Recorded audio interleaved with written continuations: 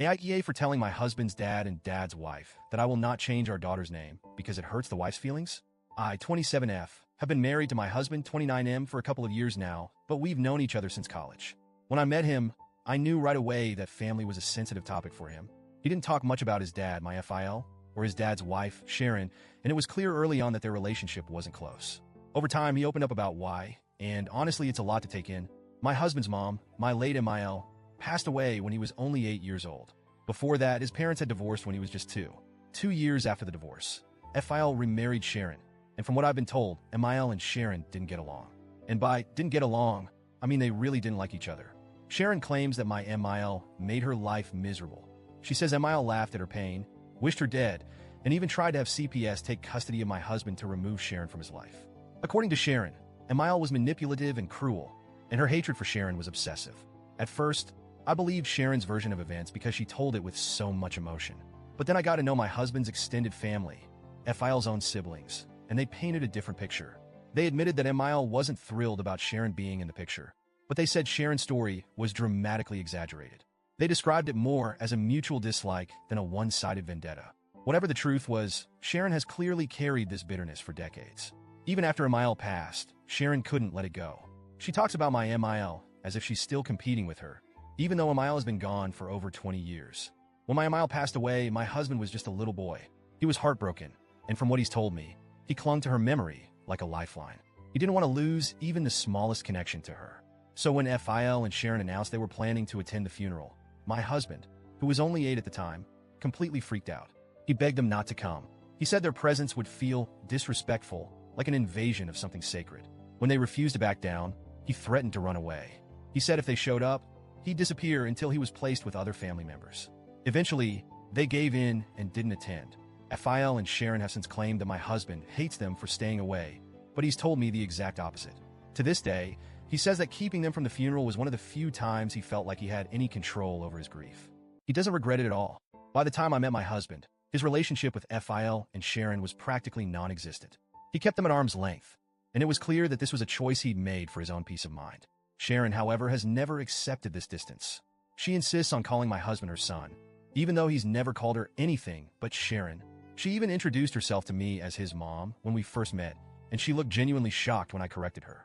I told her I already knew she wasn't his mom, thanks to my husband, and she seemed almost offended that I wasn't buying her version of history. For context, my husband is much closer to his extended family, his aunts, uncles, and cousins, than he is to FIL and Sharon. He's built strong bonds with them, and they've been far more supportive and present in his life. FIL and Sharon, on the other hand, are more like distant acquaintances he tolerates out of obligation. Now, let's fast forward to the birth of our daughter. My husband and I welcomed her into the world a few weeks ago, and she's absolutely perfect. When we were deciding on names, it didn't take long for us to settle on one that felt right. We named her after my husband's late mom. It was a way to honor her memory and keep her spirit alive in our family. My husband was deeply moved by the idea, and I could tell it meant the world to him. We announced her birth and her name on social media, and that's how FIL and Sharon found out. My husband didn't tell them directly because, well, they're not exactly involved in our lives. But as soon as they saw the name, they completely lost it. They tried calling and texting my husband, but he ignored them. He doesn't see the point in engaging with their drama. So instead, they decided to ambush me. A few days ago, I was at the mall with my newborn daughter when FIL and Sharon showed up out of nowhere. I was shocked to see them, especially since we hadn't told them where we'd be. They must have been keeping tabs on us through social media or something, which feels a little creepy, but I digress. Sharon wasted no time making it about her. She started by saying she'd seen the name we chose and that it was deeply hurtful to her. She said naming our daughter after MIL was like reopening old wounds and accused us of using our baby to deliberately hurt her feelings. I was standing there, holding my newborn, completely dumbfounded. I didn't even know how to respond at first. Then Sharon dropped the real bomb. She demanded that we change our daughter's name. She said it was only fair to name the baby after her instead, since Sharon has been here all this time while MIL hasn't. She kept going on and on about how she's the one who stepped up and how she deserved this recognition more than MIL did.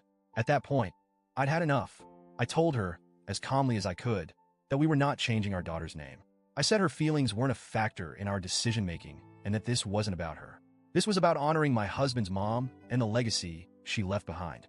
I made it clear that we weren't interested in revisiting decades-old grudges, especially not when it came to our child. I didn't want to escalate things further. so I left before she could say anything else. But apparently, that wasn't the end of it. Since the confrontation, FIL and Sharon have been blowing up our phones with texts and calls. They're calling me rude, disrespectful, and even disgusting for dismissing Sharon's feelings. They're accusing me of being insensitive and deliberately stirring up old drama. FIL has even chimed in, saying that I've disrespected the woman who stepped up to be a mother figure when MIL wasn't there. My husband, bless him, has been my rock through all of this. He's 100% on my side and has been dealing with most of the messages, so I don't have to. He thinks Sharon's behavior is just more proof of why he's kept his distance all these years. Still, part of me wonders if I handled the situation the right way. Should I have been more empathetic, even if Sharon's feelings are my responsibility? Or was I justified in standing my ground? So, Reddit, AITA?